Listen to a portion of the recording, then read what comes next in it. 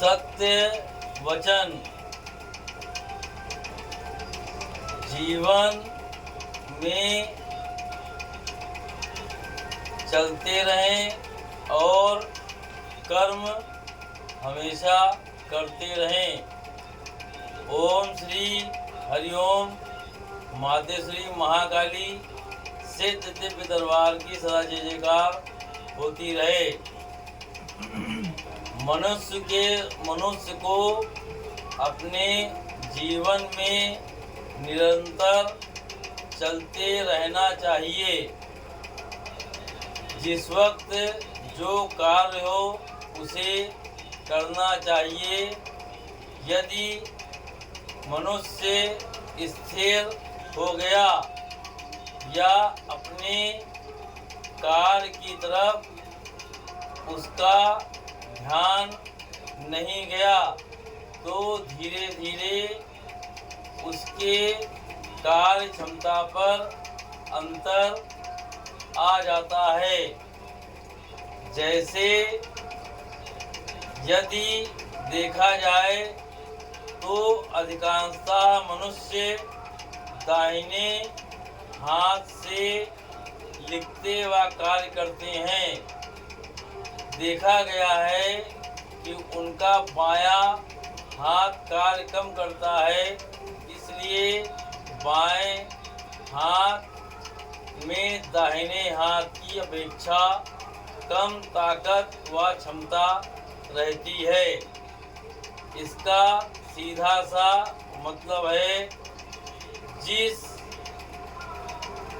चीज से कार्य किया जाए वो चीज हमेशा सुगमता के साथ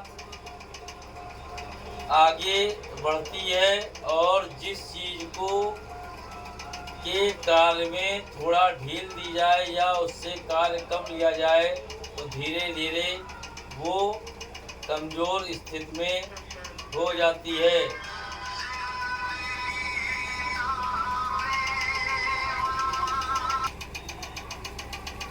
यहाँ तक कि मनुष्य को समय के साथ चलना चाहिए। यदि वो समय के साथ नहीं चलता है तो उसका जीवन पिछड़ जाता है और कर्म की ओर विशेष ध्यान करना चाहिए।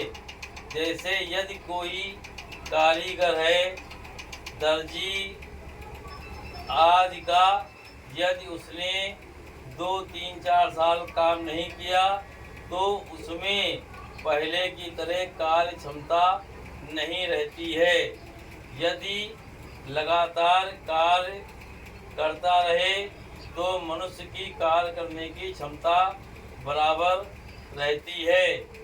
यहाँ तक कि कर्म व ईश्वर का सहयोग यदि दोनों मिल जाएं तो विधाता का लिखा हुआ लेख भी मिटाया जा सकता है। जैसे मार्कंडेय ऋषि के बारे में अल्प काल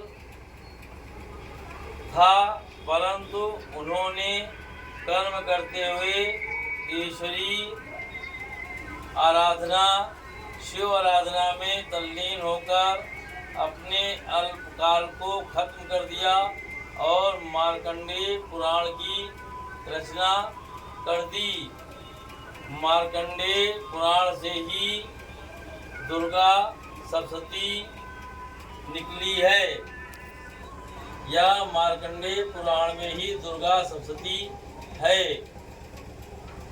यहाँ तक ईश्वरीय शक्तियाँ और कर्म करते रहने से सावित्री अपने पति सत्यवान के प्राण तक बचा लाई।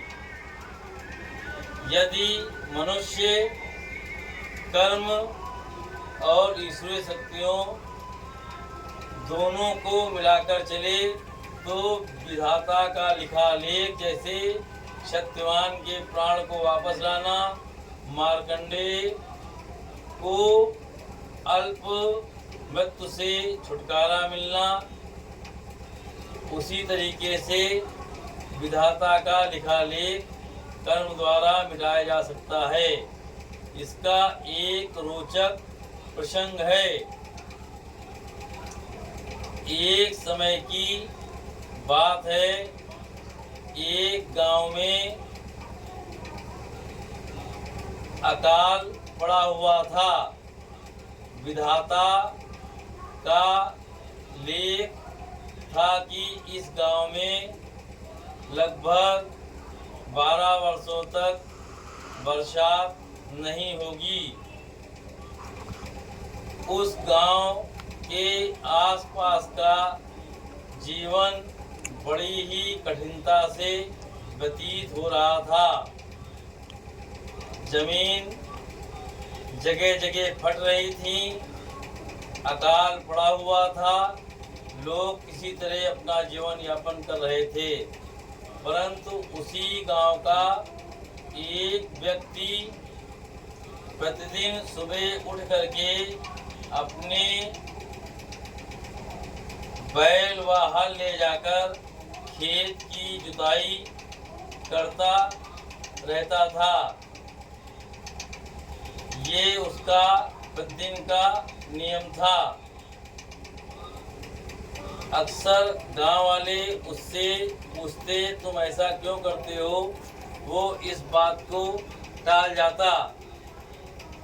एक बार शंकर जी और पार्वती आकाश मार्ग से विचरण कर रहे थे। तभी पार्वती जी ने देखा कि नीचे की जमीन पूरी फटी हुई है, जगह जगह बंजर है, परंतु एक व्यक्ति अपना हल और बैल लेकर जुताई कर रहा है।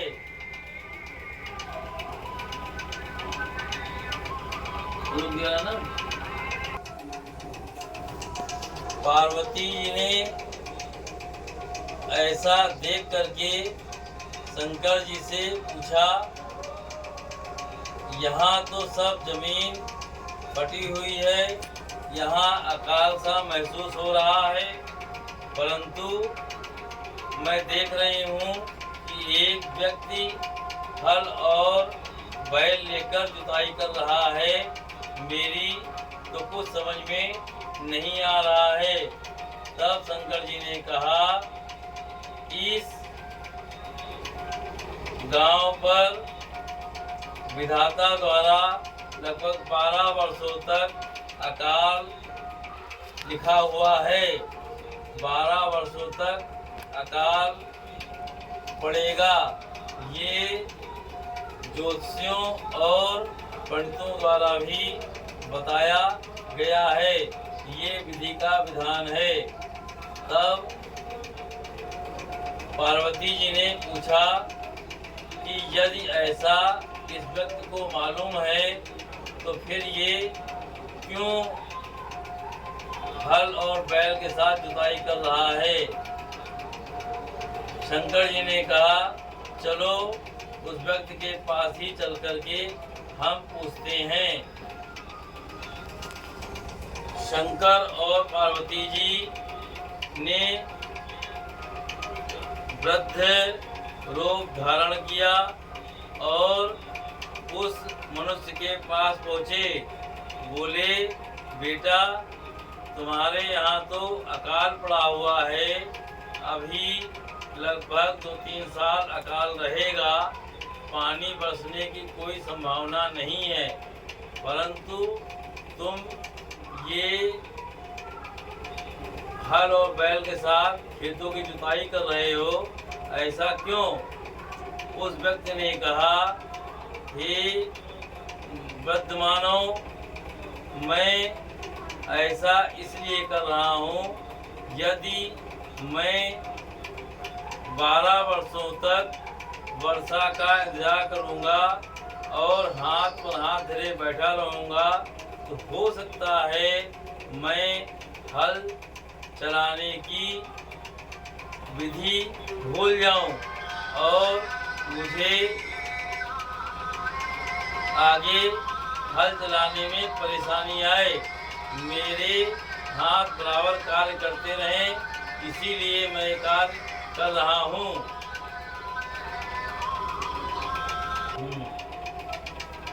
तभी वहाँ से शंकर जी और पार्वती जी अंतर ध्यान हो गए। तब पार्वती जी ने कहा कि शंकर जी, ये मनुष्य तो अपने कर्मों में लगा हुआ है और इसने सत्य ही कहा है। यदि कोई व्यक्ति जो कार्य कर रहा है, यदि वो 2-4 साल भी कार्य ना करे तो वो ठीक से कार्य नहीं कर सकता है। परंतु मैं देख रही हूँ कि आपने काफी समय से अपना शंख नहीं बजाया, जो कि वर्षा शंख है। और यदि आपको इतने साल हो गए हैं वर्षा शंख को न बजाए हुए, हमें तो लगता है कि आप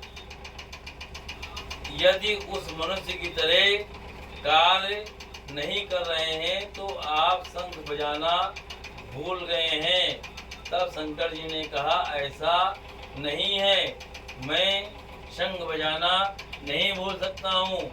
परंतु पार्वती जी ने कहा, ऐसा नहीं हो सकता। जो कार्य काफी समय तक ना किया जाए उसे धीरे धीरे आदमी भूल जाता है। तब शंकर जी ने कहा, ऐसा नहीं है। परंतु पार्वती जी नहीं मानी। उन्हें कहा, नहीं, मैं देखना चाहती हूँ कि आप शंख बजा सकते हैं या नहीं बजा सकते हैं। हमें तो लगता है आप बार बार बात को टाल रहे हैं, आप शंख बजाना भूल गए हैं। तब शंकर जी ने कहा, नहीं, ऐसा नहीं है। और भावावेश में आकर के उन्होंने वर्षा शंख को निकाला और बजा दिया। ऐसा करते ही बादल घूम आए और बरसात होने लगी। विधाता के लिखे विधान से 3-4 वर्ष पूर्व ही बरसात हो गई। इससे ये साबित होता है, यदि मनुष्य ईश्वरीय शक्तियों और अपने कर्मों पर लगा रहे तो विधाता का लिखा भी मिटाया जा सकता है। ऐसे काफी प्रसंग आते हैं जहाँ पर विधाता लिखता कुछ है परंतु उसका उलट जाता है। जैसे यदि किसी का अल्पकाल हो, किसी की अकाल मौत हो, ये विधाता ने लिखी है, परंतु वो किसी ईश्वरीय शक्ति की शरण में चला जाए, आस्था श्रद्धा विश्वास के साथ उनकी शरण में रहे, तो वो विधाता के लिखे को भी मिटा सकता है। क्योंकि ऐसा कहा गया है कि होनी होके रहे, अनहोनी ना होए, वो जाको राखे साइया, मार सके ना कोई। यदि विधाता ने लिख भी दिया है, परंतु यदि ईश्वर चाह जाए तो विधाता के लिखे को भी मिटा सकता है। जहाँ तक हमारी जानकारी में आया कि हो सकता है ये बात आपकी समझ में आए कि आप अपने कर्मों पर और ईश्वरीय शक्तियों पर ध्यान रखें, जीवन में चलते रहें, कर्म करते रहें, रुके नहीं, तो आपका जीवन सफल व सुखमय होगा। यदि आपके ऊपर दुखों का काफी समय तक लेख है तो उसे ये शक्तियाँ बहुत जल्द खत्म कर सकती हैं। हो सकता है बहुत से लोग हमारी बातों से सहमति ना हो। यदि ऐसा है तो उन सभी से क्षमा प्रार्थी। ओम श्री हरिओम। माते श्री महाकाली सिद्ध दिव्य दरबार के साथ जय जयकार होती रहे। जय महाकाली, जय महाकाल।